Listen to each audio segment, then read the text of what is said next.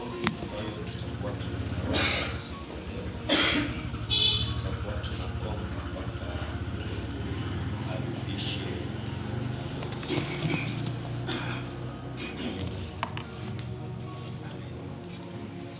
ombi la leo litakuwa ni kwamba Mungu arudishe utukufu aliyopotea, kurudisha au kurejesha utukufu uliopotea. Maandiko ya somo Wafalme wa Pili sura ya 6 mstari wa kwanza mpaka wa 7. Wafalme wa Pili sura ya 6 mstari wa kwanza mpaka wa 7. Wafalme wa Pili sura ya 2 mstari wa 9 mpaka wa 13. Wafalme wa Pili sura ya 2 mstari wa 9 mpaka wa 13. Hagai sura ya 2. Hagai sura ya 2. Hagai sura ya 2 mstari wa kwanza mpaka wa 4, halafu tutarukia mstari wa 9. Hagai sura ya 2 mstari wa kwanza mpaka wa 4, halafu tutarukia mstari wa 9. Hagai sura ya 2 mstari wa kwanza mpaka wa 4, halafu tutaenda na mstari wa 9. Kurudisha au kurejesha utukufu uliopotea. Kurudisha au kurejesha utukufu uliopotea ndio kichwa cha somo ambacho tunaenda kujifunza.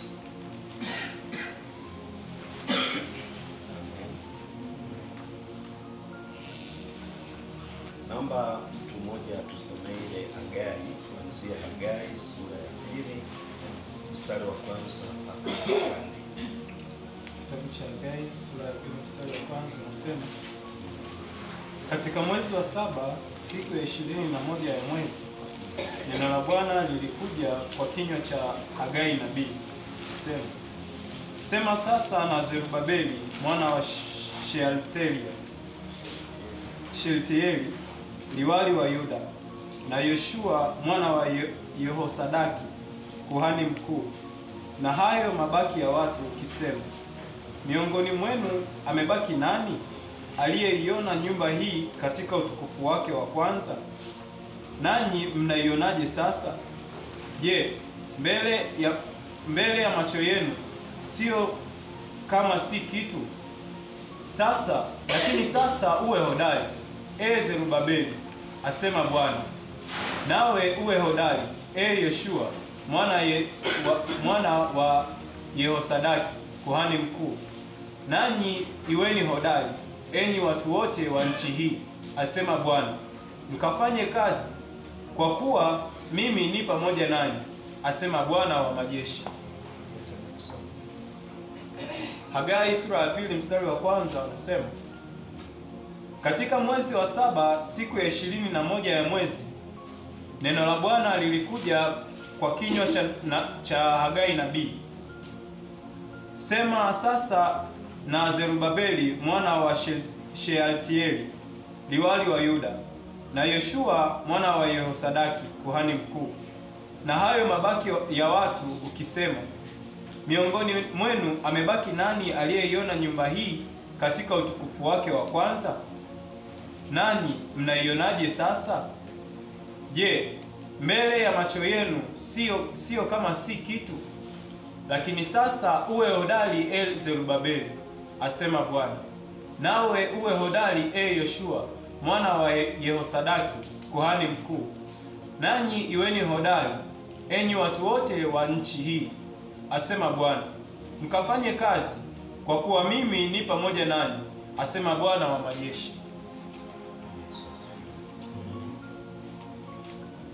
Kurejesha utukufu uliopotea, na vile ambavyo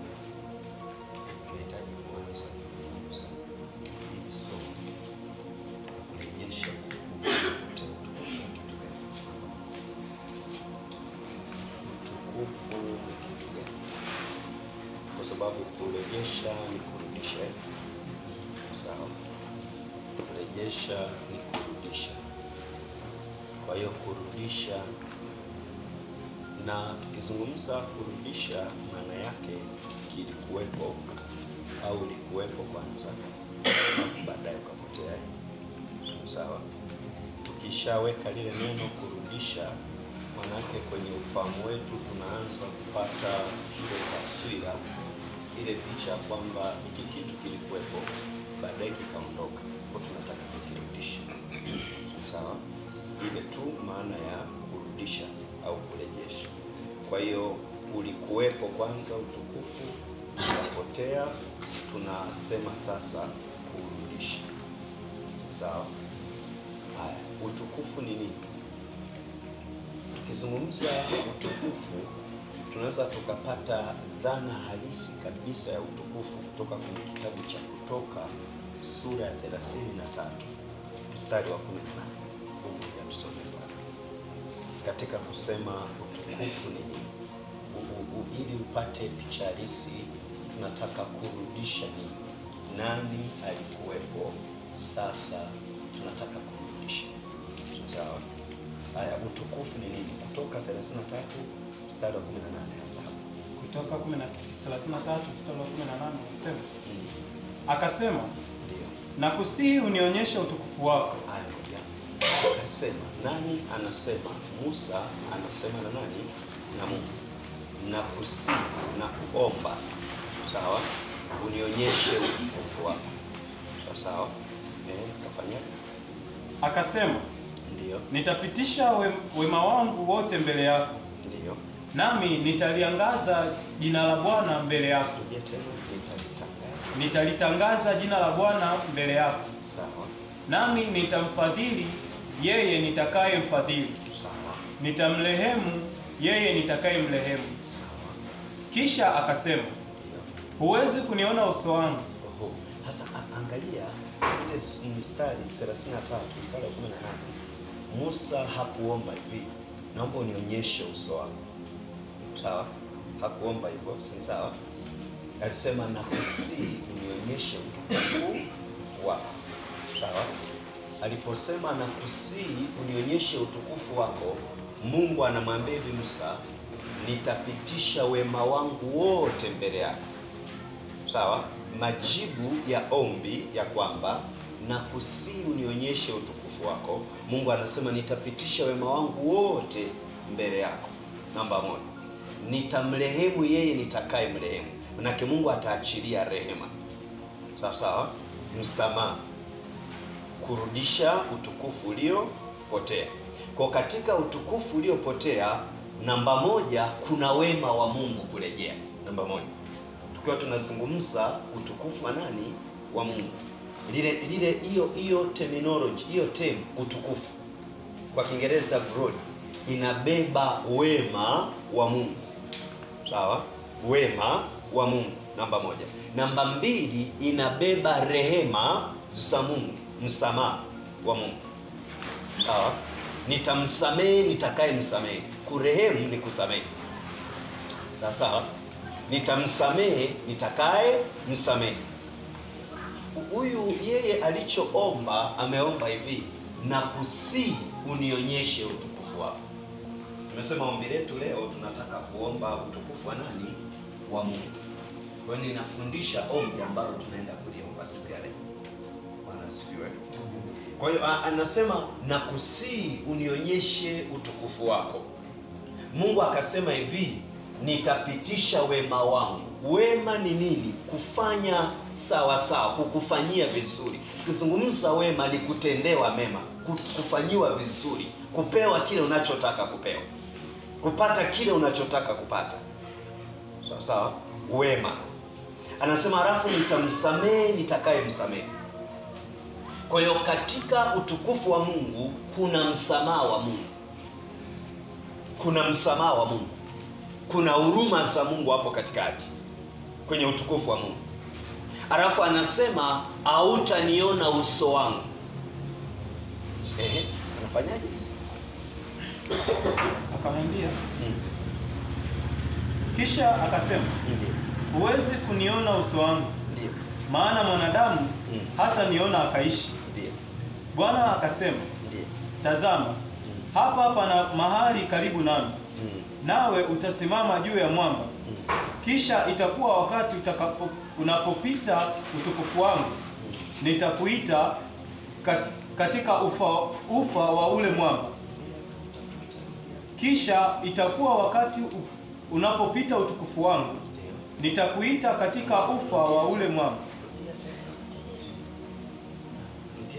Kisha itakuwa mahali unapopita utukufu wangu, nitakutia katika ufa wa ule mwamba na kukufunika kwa mkono wangu hata nitakapokuwa nimekwisha kupita. Nami nitaondoa mkono wangu, nawe utaona nyuma yangu, bali uso wangu hautaonekana. Bwana Yesu asifiwe. Ombi la Musa hakusema hivi, Mungu naomba uje nikuone. Amesema kama nimepata neema mbele zako, kama nimepata kibali mbele zako, kama nimepata upendeleo mbele zako, na kuomba unionyeshe utukufu wako. Bwana Yesu asifiwe. Kwa Musa alipoomba, naomba unionyeshe utukufu wako, angalia matokeo ya ombi la kuonyesha utukufu wa Mungu. Mungu anasema hivi, uso wangu hawezi kuona. Kwa hiyo Musa aliposema naomba unionyeshe utukufu wako, Mungu akatafsiri akasema huyu jamaa anataka anione. Sawa sawa? Yaani aliposema naomba unionyeshe utukufu wako, manake Musa alisema hivi, naomba nikuone. Musa anajibiwa na Mungu anasema hivi, hakuna mtu ambaye amewahi kuniona akaishi, na mimi sitaki ufe, nataka uendelee kuishi. Sasa nafanya kitu kimoja, hapa pana pango hapa pembeni, nitakuficha kwenye pango, nitapita. Nikipita nitaondoa mkono wangu ili unione kwa nyuma, kwa sababu ukiona uso wangu hautaishi, utakufa. Ndicho Mungu alichofanya. Kwa hiyo utukufu wa Mungu ni kitu gani? Utukufu wa Mungu ni Mungu. Jina la Bwana libarikiwe. Bwana asifiwe. Bwana Yesu asifiwe. Utukufu wa Mungu ni kitu gani? Utukufu wa Mungu ni Mungu. Kwa kumbe tukikaa tunajifunza kurejesha utukufu uliopotea, maana yake ni kumrudisha Mungu tena. Maana yake kuna wakati Mungu alikuwepo, sasa Mungu akaondoka, tunafikiri kumrudisha tena. Sawa? Bwana asifiwe. Bwana Yesu asifiwe. Kuna wakati Mungu aliishi mahali fulani, alafu Mungu akaondoka hapo mahali. Sasa sisi tukisema kumrudisha Mungu, maana tunataka tumrudishe tena Mungu katika hiyo nafasi. Kuna wakati Mungu alifanya vitu fulani, sasa afanye tena, tunataka afanye tena. Sawa? Kuna wakati fulani Mungu alikuwa amejaa huruma na msamaha, anasamehe, anatenda mema, anainua watu, anabariki watu, alafu kafika wakati fulani akaacha kufanya hivyo. Akaacha kubariki watu, akaacha kuinua watu. Tukisema kurudisha utukufu uliopotea, manake Mungu aanze kuinua tena watu, aanze kubariki tena watu, aanze kufadhili tena watu. Jina la Bwana Yesu libarikiwe. Bwana Yesu asifiwe. Lakini kwenda katika hilo somo ni lazima turudi kwa Hagai sura ya 2, kwenye ile andiko letu la somo, ili kwenda sawa sawa na kurudisha utukufu uliopotea. Kwa sababu kuna wakati fulani tunaweza tukao tunasema kurudisha, alafu kuna mtu anahisi ya kwamba kile kinataka kurudisha kipo bado. Sawa? Bwana Yesu bariki. Hagai sura ya 2 mstari wa 1. Nilikuwa ninatoa maana ya utukufu wa Mungu na kurejesha. Sawa? Hagai sura ya 2 anaanza kwa kuuliza swali kwenye kitabu cha Hagai. Tulipokuwa tunasoma pale, mwezi wa 7 siku ya 21 ya mwezi, neno la Bwana lilikuja kwa kinywa cha Hagai nabii kusema. Hagai anapokujua na neno la Bwana, yuko wapi Hagai? Yuko hapa. Kuna mahali Biblia inasema taifa la Yuda lilichukuliwa kwenda utumwani Babeli. Sawa sawa? Sio Israeli, Yuda. Sawa? Wakati Yuda imechukuliwa kwenda utumwani Babeli, kule Danieli akafanya maombi. Ukisoma Danieli sura ngapi? Ya 9. Sawa? Danieli akafanya maombi, akaingia kwenye maombi ya kufunga. Danieli anasema hivi, mimi katika kuvisoma vitabu nikajua mwaka ulioamriwa, miaka ya utumwa wetu, miaka 70. Akaingia kwenye maombi ya toba kwa siku 21. Sawa? Alipofanya maombi ya toba, Biblia inasema, ukienda kusoma kwa Ezra, ukianza Ezra sura ya 1, Biblia inasema hivi, Mungu akaamsha moyo wa Koreshi. Sawa? Baada ya Danieli kufanya maombi ya toba, Mungu akaenda akaamsha moyo wa nani? Wa Koreshi, mfalme wa Uajemi. Koreshi akapiga mbiu, akasema hivi, sasa tunaenda kuijenga tena nyumba ya Mungu kule Yerusalemu. Sasa alipopiga mbiu, wakaanza watu kutoka. Walipotoka, wakatoka na kiongozi mmoja anaitwa Zerubabeli, tunayemsoma hapa kwa Hagai. Zerubabeli alikuwa ndiye liwali, kiongozi mkuu wa msafara. Alafu Yoshua alikuwa kuhani mkuu, mchungaji. Sawa? Wakatoka, walipokuwa wanaenda mwanzoni, kabla hawajatoka, Sulemani alikuwa amejenga lile hekalu. Kisoma Mambo ya Nyakati, Yesu asifiwe. Sulemani alikuwa amejenga hekalu na unaona vile alivyokuwa amelijenga kwa utukufu, vile ambavyo lilikuwa zuri, walivyokuwa wamewekeza vitu vya dhahabu ndani yake. Wakati wamewekeza, alipokuja Nebukadneza mfalme wa Babeli, alichukua vile vitu vyote akaondoka navyo. Sawa? Kama unakumbuka, alipoweka, akaja Belshaza mtoto wake, akaanza kunywea pombe vile vyote vya dhahabu walivyokuwa wanatumia kule kanisani. Sasa Biblia inasema wakati ule Mungu akaamsha moyo wa Koreshi mfalme, ya kwamba tunaenda tena kujenga lile hekalu lililobomolewa, linaenda kujengwa tena. Lile hekalu lililobomolewa lilikuwa na utukufu kiasi gani? Lilikuwa na picha gani? Lilikuwa na muonekano gani? Sasa Hagai anaanza kuuliza, anasema, miongoni mwenu, katikati yenu, nani ambaye aliiona hii nyumba katika utukufu wake wa kwanza? Bwana Yesu asifiwe. Bwana Yesu asifiwe. Jina la Bwana Yesu libarikiwe. Amen. Katikati yetu sisi, miongoni mwetu sisi tunaosimama hapa, nani hasa anaufahamu utendaji wa Mungu toka mwanzoni? Nani hasa anajua vile Mungu alivyotembea na kanisa la kwanza? Sawa? Nani hasa anajua matendo makuu ambayo Mungu aliyatenda zamani? Nani anajua? Kwa sababu wengi wetu tupo kanisani, hatujui ambacho Mungu alifanya zamani. Sawa?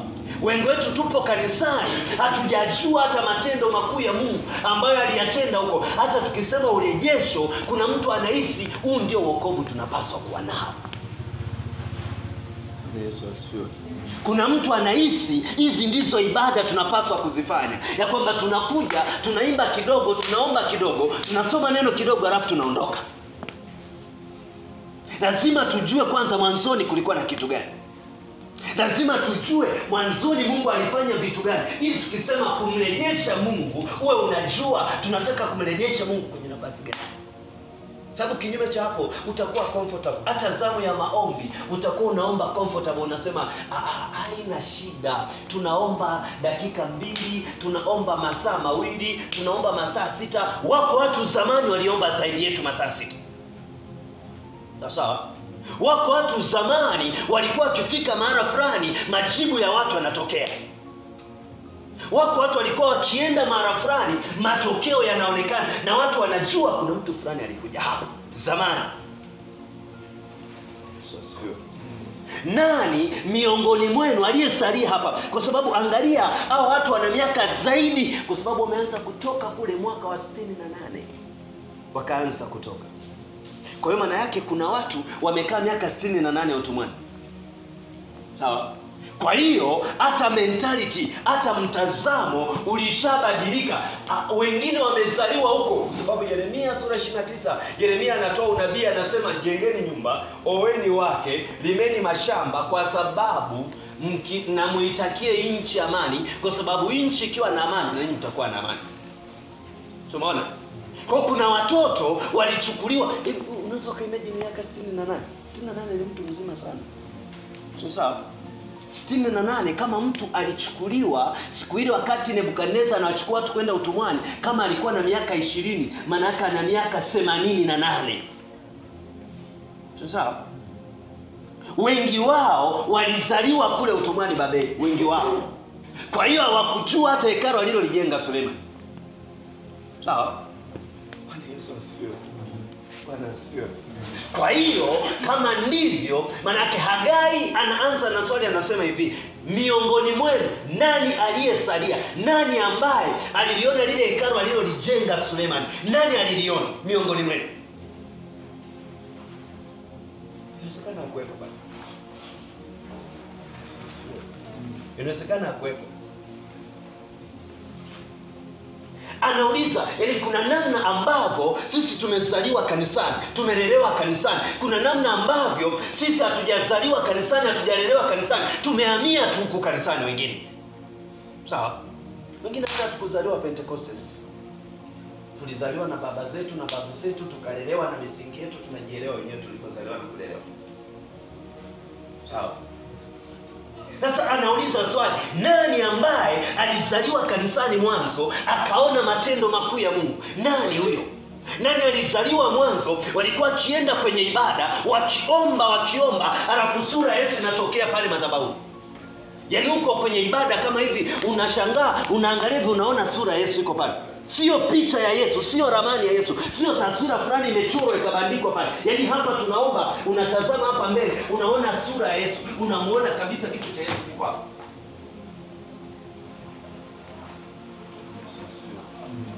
Anauliza swali, nani ambaye aliwahi kuona kitu kama hicho? Nani ambaye wakati tunaomba amefunika macho, yuko rohoni ananena kwa lugha, alafu ghafla anaona mkono unamgusa, anafungua macho, haoni mtu anayemgusa, alafu kichwa kilikuwa kinauma, baada ya ule mguso kile kichwa kinaacha? Nani ambaye aliwahi kuona vitu kama hivyo? Utukufu wa kwanza. Jina la Bwana libarikiwe. Tukisema kurudisha utukufu uliopotea, manake lazima tuanze kutazama utukufu gani ulikuwepo kwanza. Ibada gani zilikuwa zinafanyika mwanzo? Maombi ya namna gani yalikuwa naombwa mwanzoni? Watu walikuwa wakisema wameokoka, walikuwa watu wa namna gani? Sio tu kuhama dhehebu A na kujiunganisha na dhehebu B. Hapana, wale watu walikuwa na transformation wanaipata wakisema wameokoka. Yesu asifiwe. Wale watu walikuwa wakiingia kwenye maombi, kuna maombi walikuwa wanaomba, wakitoka kwenye maombi wanakutana na majibu yao. Utukufu wa kwanza. Yesu asifiwe. Ibada za kwanza. Tukitaka kujifunza utukufu wa kwanza, kuna maeneo matatu tunaweza kwenda kujifunza. Eneo la kwanza, tunaenda kujifunza maisha ya Yesu. Sawa? Yesu akiwa duniani alifanyaje kazi? Sawa? Kuyatazama maisha ya Yesu akiwa anaishi duniani, utukufu wa kwanza. Nimeruka kipengele cha uumbaji wa Mungu, hicho nimekiruka. Nimeanzia kwa Yesu. Ukisoma Mathayo, ukisoma Marko, ukisoma Luka, ukasoma Yohana, unaona maisha ya Yesu. Sawa? Wakati Yesu anaishi duniani, ni vitu gani vilikuwa vinaendelea duniani? Kila siku nafundisha, nasema, yaani ulikuwa ukikutana na Yesu, aisee, unasema matatizo yangu yameisha. Sawa? Kukutana na Yesu kulikuwa ni kukutana na majibu ya maombi yako yote uliyoomba miaka yote. Sawa? Jina la Bwana libarikiwe. Yaani ndugu yako amekufa, Martha anamwambia Yesu, ungewahi kidogo asingekufa. Manake kuja kwa Yesu kulikuwa ni kupona kwa wagonjwa. Kuchelewa kuja kulikuwa ni kufa.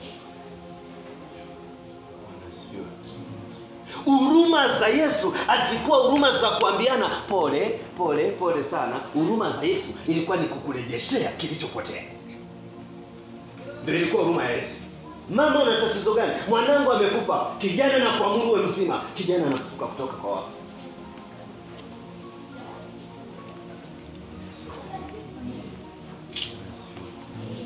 Yaani kama nikifanikiwa asubuhi ya leo nikaamsha moyo wako, ninachofanya hapa nataka kuamsha moyo wako.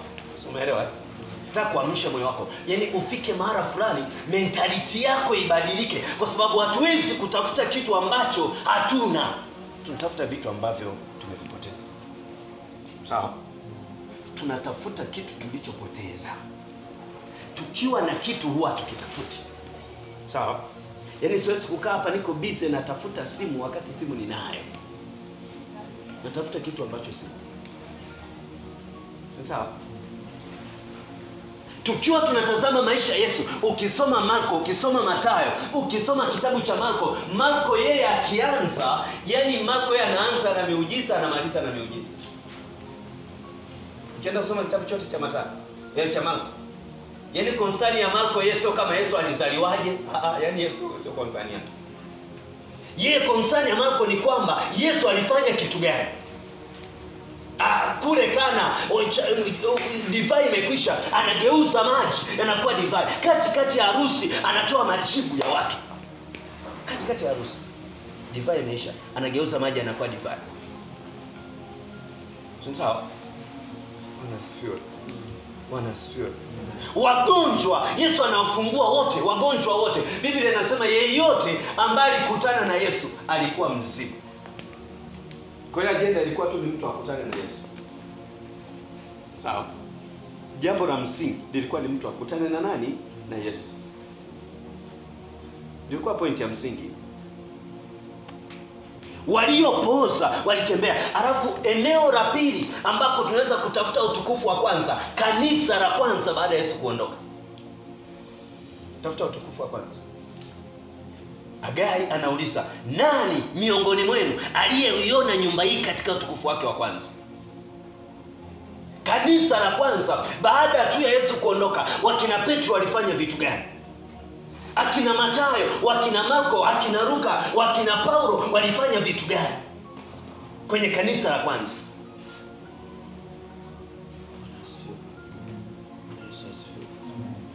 Kukaa kwenye kanisa la kwanza, mtu akifa hawapati shida. Dorcas amekufa, wanamuosha tu vizuri, wanamweka gorofani. Alafu anatuma mjumbe, nendeni mkamwambie Petro asikawie kuja kwetu.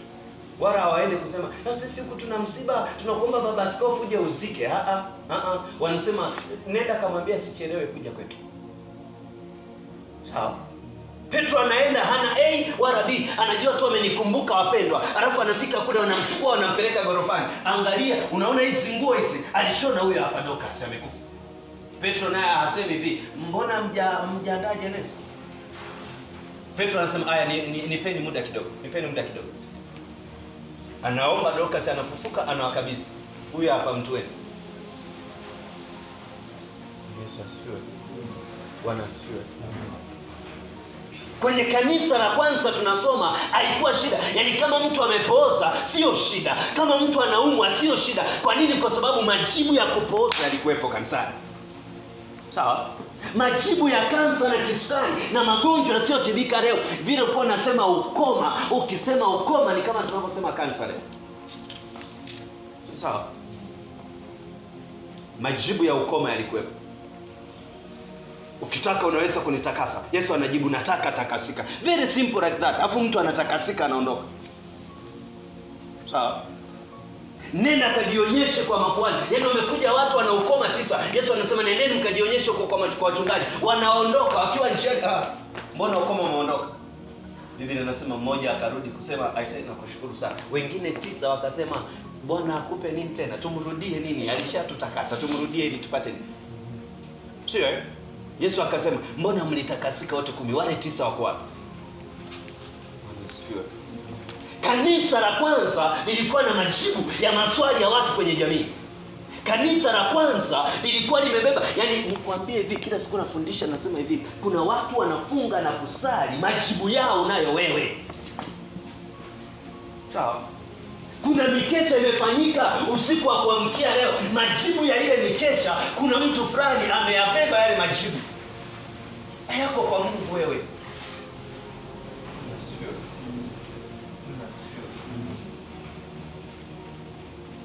unafikiri wakati Lazaro anakufa, Martha na Mariamu na wale hawakumwombea ndugu yao?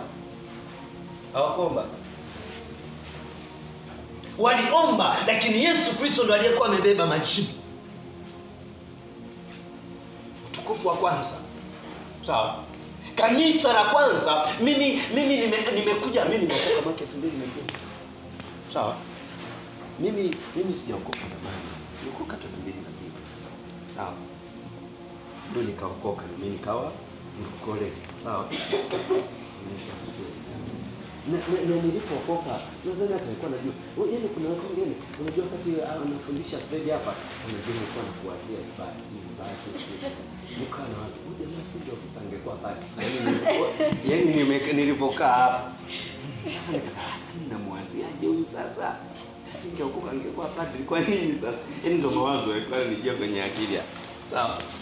Sasa afadhali Mungu amekuokoa sasa, hautakuwa padri sasa. Jina la Bwana libarikiwe. Yaani kuna vile ambavyo sisi tumezaliwa mahali fulani, tumelelewa mahali fulani, tumekaa huko kwa muda fulani, tulipohamia huku tukaanza kuona hii inakaaje. Sawa? Kuna madhehebu yetu tumelelewa huko, tumezaliwa huko, hatujawahi kuona mgonjwa anapona. Tulipokuja huku kwa Yesu, tunaona wagonjwa anapona. Sawa? Tulizoea mtu apone, lazima madaktari wachome sindano, lakini tulipohamia kwenye imani hii, watu wanaweka tu mikono. Unajaribu kutafuta uhusiano kati ya mkono na kichwa kuuma. Ni nini kinatokea hapa katikati? Sawa? Tumbo, kwa jina la Yesu wewe mzima. Tumbo limeacha. Ilitupa shida mwanzo. Sawa? Bwana asifiwe. Na mimi miongoni mwao. Yaani nilikuwa nikimwombea mtu anapona, yaani ninahisi kama ananidanganya ili niondoke au mbona kama anapona? Mbona kama watu wanapona kirahisi namna hii? Yaani mtu alikuwa atembei. Sawa? Siku moja tumeenda na mke wangu kumwombea mtu amepooza kutoka hapa, amelala. Alivyoanza kutusindikiza, yaani namwangalia mara mbili. Yaani sasa mimi mawazo yananijia kwamba huyu inawezekana alikuwa anaigiza tu kwenye mkeka pale. Huyu inawezekana mbona anatusindikiza kirahisi? Yaani tunatembea, mimi moyoni namwangalia mara. Hivi kweli? Hivi ndo anatembea kweli huyu hapo? Lakini mwanzo tumefika tukamwambia simama. Anasema siwezi. Sawa, kwa nini? Hakuna mawasiliano kutoka hapa kiunoni kushuka kule chini. Alafu atukuomba masaa mengi. Yaani sisi tunasema tu kwa jina la Yesu, kwa jina la Yesu. Haya simama. Akasimama. Tena anasimama comfortable kabisa hivi. Akasimama. Umeona? Vile unatafuta mahusiano kati ya Yesu alafu na mtu kusimama. Kwenye hii imani kuna vitu zamani vilikuwa vinafanyika, leo havifanyiki. Leo tunakuja kanisani tunakaa na wagonjwa. Leo tunakuja kanisani na watu wamefungwa, watu wana pepo, wanakaa na pepo zao. Ibada inaisha wanaondoka.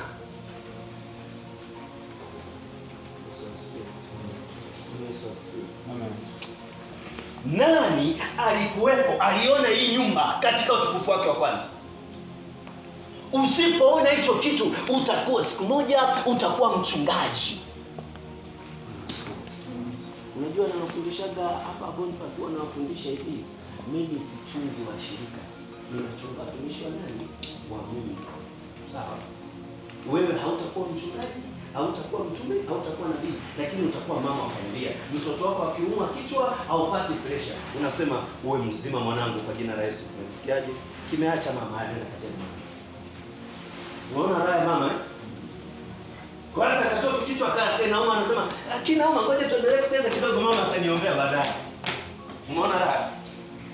Sasa wewe una watoto wako akiumwa kichwa unaanza kutafuta nabii yuko wapi? Mtume yuko wapi? Anakuambia utoe 1000. 1000 sasa. Kuna mmoja nimemwona juzi kule anasema, "Lete 1000 yangu, lete, nishachukua maji, lete. Lete 1000 yangu. Acheni ujinga, mshaniuzi tayari. Lete 1000." Anakusanya kwa nguvu anasema, "Ni tena kama una 1000 unakaa viti vya nyuma kule." Ashawapa maji. Sawa. Vile ambavyo nakana kufundisha, lazima mentality yako ifike sehemu uone kuna kitu ninakosa. Yaani nipo kanisani, nipo kwa Yesu, lakini kuna kitu na misi bado. Sawa? Ukirizika, ukatosheka, ukaona umepata kila kitu, hautahama hiyo nafasi ulionayo. Tunahama, tunaenda kutafuta elimu kwa sababu tunajua ninakosa elimu ya diploma, ngoja nikasome diploma. Tukihisi tunayo hatuwezi kwenda bwana. kusema ukweli, kuna vitu na vitafuta kwa sababu tunajua hatuna hivyo vitu. Tukijua tunavyo hatutavitafuta. Kwa kuna wakati utaingia kwenye huduma usipojua kanisa la kwanza lilikuwaje. Wakina Petro walikuwa wanafanya vitu gani? Kama kivuli cha Petro kikipita kwa mgonjwa, tena sio kusema kwa jina la Yesu, kivuli. Yaani mtu akiangikiwa na kivuli, yaani imefika pointi watu wanasema, yaani tu cha msingi wekeni pale anapitaga Petro. Sawa? Sio Petro awaombee watu, pale anapitaga. Kwa hiyo anapita hivi, kivuli kinamwangukia. Petro anaendelea safari zake. Alikuwa amepooza, anainuka, anabeba godoro lake, anaondoka. Ni nini? Ameangukiwa na kivuli. Paulo akichukua leso, akajifuta jasho, akamaliza kufuta jasho, anaendelea kusema Yesu anaokoa. Alafu bahati nzuri au bahati mbaya, alafu mtu akapata ile leso, alikuwa na pepo linalipuka. Sawa. Siku nilikuwa nafundisha upako hapa, mnakumbuka eh? Nilikuwa nafundisha upako unaweza ukahamishika. Yaani mtu anaweza akawa na upako akakuhamishia na wewe upako. Sawa? Jina la Bwana Yesu libarikiwe. Bwana Yesu asifiwe. Angalia utukufu wa kwanza. Kanisa la kwanza, Biblia inasema hivi, hakuna mtu aliyethubutu kujifananisha nao. Yaani hakuna watu walikuwa wanasema sisi na wao tunafanana. Biblia inasema kila mtu aliwaadhimisha.